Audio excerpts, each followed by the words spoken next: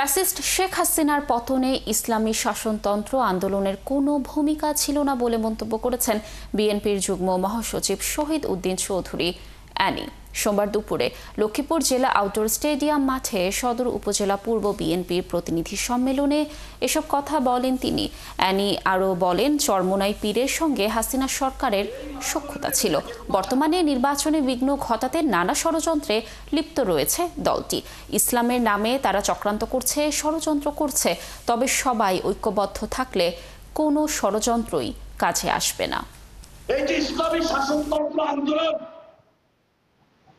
চরমোনাই পীর বলে, এমন কোন দালালি ফাঁকা ব্যাংকের ছিল না। তারা এই বাংলাদেশের ইতিহাসকে কলঙ্কিত করে দেয় এবং হাসিনাকে টিকিয়ে রাখার স্বার্থে তাদের সঙ্গে থেকে জাতীয় বেঈমান হিসাবে আত্মস্বীকৃত বেঈমান হিসাবে তারা এই বাংলাদেশে